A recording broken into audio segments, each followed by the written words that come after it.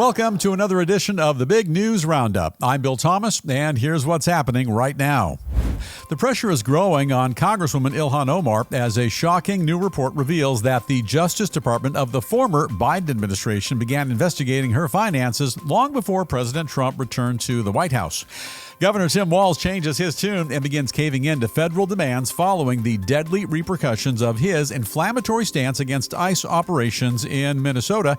And the CEO of a Southern California homeless charity now faces staggering fraud charges for allegedly funding his wealthy lifestyle, all using stolen taxpayer money. This never seems to end. Also, the Doomsday clock takes an ominous turn regarding the total destruction of the human race. And an Oscar-nominated actor says he has a bone to pick with Top Gunner Tom Cruise simply because the Hollywood legend totally changed the game. Yes, he did. All that and a bunch more coming up right now on the Big Roundup.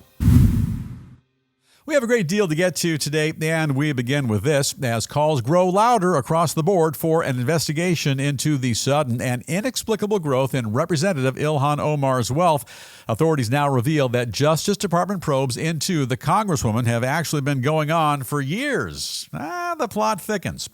According to a startling new report, the administration of former President Joe Biden first began looking into Omar's personal finances back in 2024 and long before President Trump's re-election. Furthermore, the former Biden administration also reportedly questioned both her campaign spending and her specific interactions with a foreign citizen as well. According to one unnamed official, the investigation was originally launched by the Public Integrity Unit of the U.S. Attorney's Office in Washington before eventually stalling out due to a lack of substantial evidence. In the meantime, both Republican lawmakers and President Trump himself are now ratcheting up the heat on Omar and threatening to open up an entirely new set of probes, all into the Somalia-born Democrat. And those moves coming after she herself openly boasted about her staggering newfound wealth on recent congressional disclosure forms. For his part, President Trump confirms that right now, both Congress and the current Justice Department are taking a much closer look at the Congresswoman, pointing out that she had absolutely nothing when she first arrived in our country, but is now worth, in his words, a staggering $44 million. And look, maybe she found that dough in a couple of suitcases at the Minneapolis International Airport. Who knows? Now, in case you're not already aware, Omar's personal wealth skyrocketed almost overnight, and House Republicans are looking into any potential ties that might link the Congresswoman to Minnesota's massive welfare fraud scandal, which has rattled her district's Somali community. So far, however, no evidence has been discovered which directly connects her to those fraud schemes. In the meantime, Omar is standing firm, holding her ground, and fighting back by directing her anger at the president himself. She claims that years of investigations haven't turned up a single shred of evidence against her, that Trump is deflecting from his own personal failures by spreading lies and conspiracy theories about her, and that 47 is completely panicking because support for his policies is collapsing all around him. Well, those are some pretty lofty claims. Final thought, and this is what we call the News Roundup Lowdown, and here's the way we see it. This warm and fuzzy, cute and cuddly congressional representative from Minnesota's fraud-riddled, crime-laden 5th District, that's Minneapolis, by the way, I'll be honest, I like her. Although every now and again, she kind of sounds like Dick Nixon when he made that goofy speech back in 1973. That's the one where he assured everyone in the room that he was on the up and up, and if memory serves correct, I think what he said was, well, I'm not a crook. I've earned everything I've got. On that note, Editor Pranov the Magnificent, cut 28, please. Well, I'm not a crook. I've earned everything I've got. I always liked that guy, a fine 1.5-term U.S. president. You know, look, nobody's saying that Madam Omar is a crook. It's just that this is the second administration to become mildly curious about her rags to riches story. And as a fan of juicy fables that even the National Enquirer couldn't dream up, I want to know more. I'm sure she's on the level, but inquiring minds do want to know. How do you go from Somalia to Minnesota and almost overnight become a multi-zillionaire? Tell us how you did it. Tell us how you did it fairly, ethically, and legally, and then we can put all these nonsense investigations to rest. By the way, Madam Omar is absolutely correct when she says, quote, I think we're in for a lot of pain as Americans during this presidency. Well, yeah, when you're a congressional representative in a state being investigated for billions of dollars in fraud, the accusations and investigations, they can, in fact, be painful. Get over it. Toughen up, Buttercup. And hey, open up those books. We all want to have a check and look things over. Turning our attention now to another controversial Minnesota Democrat who's doing all he can to keep both his state and its capital city safe as highly destructive anti-ICE demonstrations, they continue to rock the entire area. Right now, Governor Tim Walz has taken his foot off the gas pedal and striking a much more conciliatory approach after holding a lengthy phone call with President Trump, during which they both agreed to handle things much differently moving forward. Walz says there's definitely been what he calls a change of tone following the recent tragic killing of protester Alex Preddy, and that as a result, they both agreed to work together in a much more collaborative manner in the days and weeks ahead. Additionally, he says that in a gesture of goodwill, the president has already agreed to reduce the number of ICE agents who are operating in the Twin Cities area, as well as to allow Minnesota authorities to conduct their own independent investigations all into the recent shootings of protesters, which have shocked, as you know, our entire nation. Furthermore, Walz goes on to accuse Trump of being absolutely horrified by the recent shooting. He also says that 47 has finally come to his senses and is beginning to understand what's going on in the Twin Cities area, and that despite significant reservations, they both seem to be on their way to some sort of a mutual agreement to do the right thing when it comes to the future treatment of criminal immigrants. However, the governor also takes several pointed jabs at the president, claiming that perhaps he's been forced to come crawling to the negotiating table because of bad polling numbers, or even that he's possibly maybe suffering from a guilty conscience. Walz also claims he reassured the president that moving forward, his administration is willing to work alongside federal authorities to help coordinate their immigration enforcement efforts, including by honoring ICE detainers concerning criminals already in state custody. Now, for his part, President Trump surprisingly agrees with Walz, saying the two men had a pretty good conversation and that they actually seem to be on a similar wavelength. Also says that thanks to his administration's efforts, crime in Minnesota already way down, but that moving forward, they both agreed to make it even better. And final thought, and this is the News Roundup Lowdown. Now look, I'm no bowling genius, but I've spent a couple of Friday nights at the local bowling alley, the old Bowlerama, and here's what the regulars tell me. Getting that ball to spin and spin well takes a great deal of practice. Same, I think, for ping pong, also for tennis, billiards, and a bunch of activities. You know, in politics, achieving a spin can also be mildly complicated. But for the failed governor of Minnesota, that guy Tim Walz, a state mired in billions of dollars in fraud, the spin seems to come pretty easy. That the president of the United States has taken the high road by extending an olive branch to a guy who's going to be unemployed come November. It's proof that the grown-up in the room is in the White House, while a good chunk of the country wants to see Governor Walz in the big house. In fact, we're getting hundreds and hundreds of comments daily from people wanting to know when they're going to slap the cuffs on the aging governor, the one they call Time's Up Tim. And I think he'd look real dapper in that orange getup in jail, maybe some handcuffs, maybe a mugshot. Yeah, Time's Up Tim. Here's the big Walz spin. He claims the president agreeing to consider reducing the number of federal agents in the Twin Cities was based on perhaps morality or bad optics and poll numbers. No, sir, Mr. Walz, none of the above. The Trump administration is fully committed to law and order, to finding, detaining, and deporting illegal immigrants nationwide. The administration also knows full well that because of failed and corrupt leadership in Minnesota, your state, their efforts are being compromised, and perhaps in the interest of public safety, a temporary course correction will be put in place. Oh, by the way, Trump and company haven't forgotten about that reported $9 billion worth of fraud in your state, Minnesota. Just pointing that out, Governor Walz. And moving forward, go easy on the spin. You know, without proper training, you might actually hurt your wrists, or maybe even, thinking out loud, sprain your tongue. Switch things up just a bit now. Shift our focus to Southern California, my home base, where the CEO of a well-known homeless charity now facing a number of serious federal and fraud charges for allegedly stealing public money and then using it to fund his luxurious lifestyle. According to investigators, the suspect, 42-year-old Alexander Sufer, stole nearly $23 million worth of taxpayer money, which was provided all to support an organization called Abundant Blessings. Then used that cash, they say, to go on lavish vacations, buy high-end designer clothing, and even help pay for his $7 million home. Boy, you talk about lifestyles of the rich and famous. Where's that Robin Leach guy when you need him? Yeah, Pranav, you got a shot of that guy, Robin Leach, from that TV show, Lifestyles of the Rich and Famous. Love that program. Similar to the dozens of disgusting welfare fraud schemes in Minnesota, the suspect's charity was hired by authorities in Los Angeles County, all to provide clean shelter and healthy meals for hundreds of the area's needy homeless residents.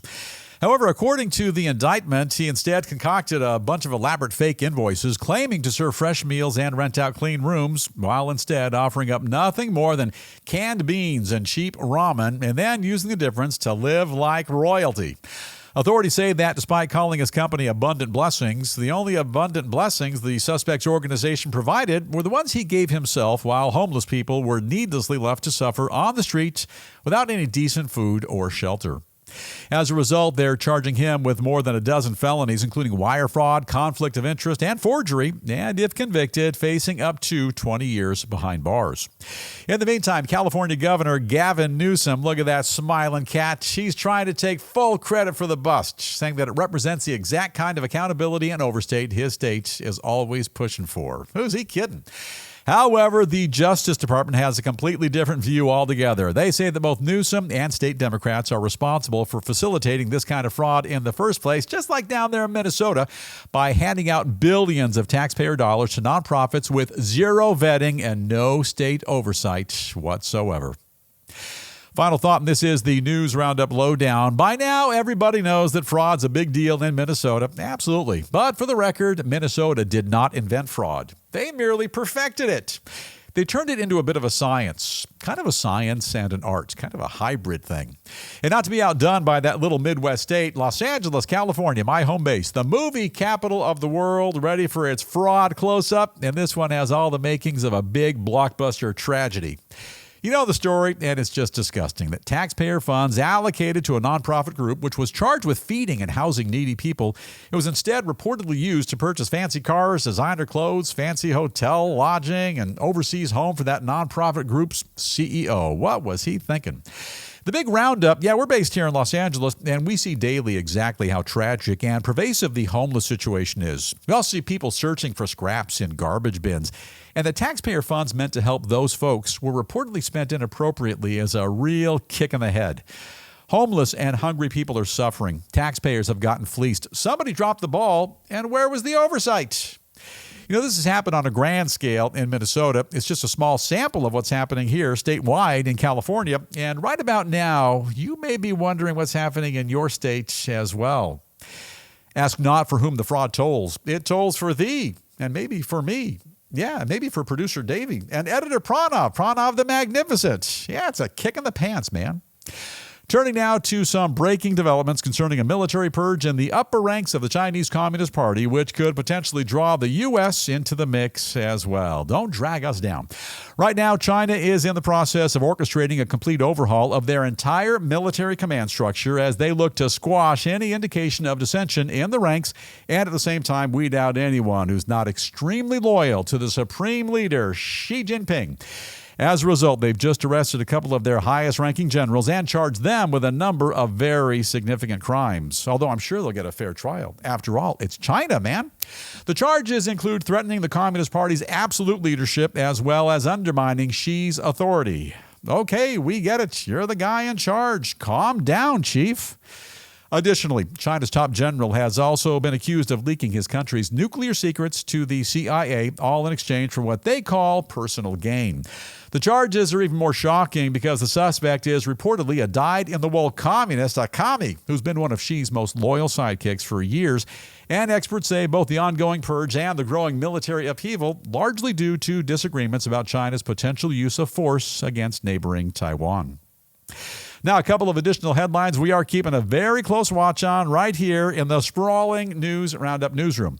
First up, NATO's Secretary General says that Europe should keep on dreaming if they think they can defend themselves without the help of the U.S., adding that it would cost member nations far too much if they decided to go it alone, and that, in the end, we're better off together because, look, we need each other. Closer to home, President Trump says he's completely stunned that California Governor Gavin Newsom, that's our guy, actually considering a run for the White House, in large part because he's such an incompetent leader. In the meantime, the president has just signed a new executive order which aims to speed up the rebuilding process in L.A. following last year's devastating wildfires. They were amazing, saying that local and state Democrats are gumming up the works with their nightmare bureaucracy. Also, more good news for the president. The Treasury Department now preparing to put his smiling mug on the face of a brand new $1 coin, and all to commemorate our nation's 250th anniversary. I'll sign off on that.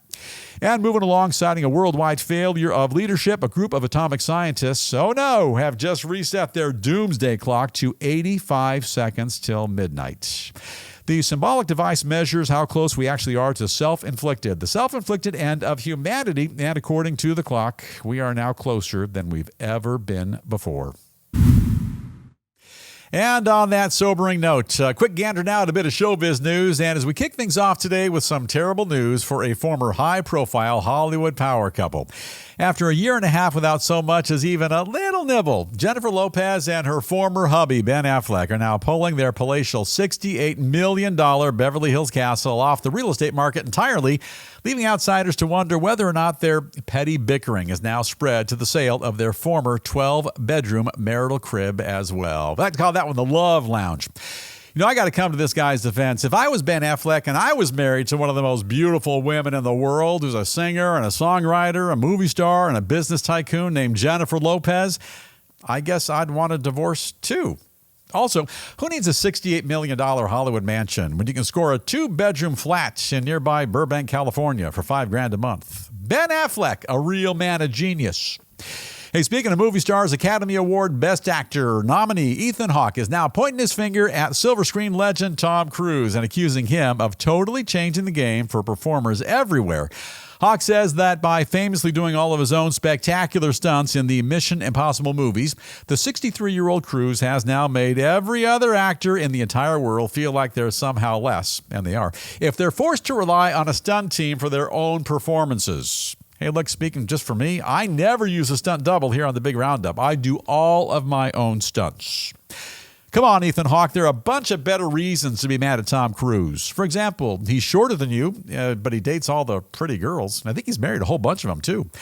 You're the better actor, but he gets the better roles, and he starred in 8 Mission Impossible movies, and you haven't starred in even one of them. Those are way gooder reasons to be mad at Tom Cruise. And in the world of music, as a sign of political protest against our nation's policies, celebrated guitarist Neil Young now holding out an olive branch to the people of Greenland and offering to give everyone who lives there free access to his musical archives for an entire year. Calls the move a gesture of peace and love, adding that he hopes the music will help provide a bit of relief to some of the stress they're currently feeling. That's a very nice gesture on the part of Neil Young, who, by the way, is married to movie star Daryl Hannah, and this little-known showbiz fact. This is a true story. Back in 1969, Neil Young replaced me in the band Crosby, Stills, and Nash, and all because record company executives, they thought the name Crosby, Stills, Nash, and Young sounded better than Crosby, Stills, Nash, and Old. Yeah, it still kind of hurts. It's kind of like age shaming, the way I see it. And now it is time for us to call it a wrap on the Big News Roundups. Have an awesome day today. Stay safe. If you haven't done so already, don't forget to hit that subscribe button right there. And with that, we're going to dim the lights, gently fade to black, and we'll see you right back here next time for another episode of the Big News Roundup.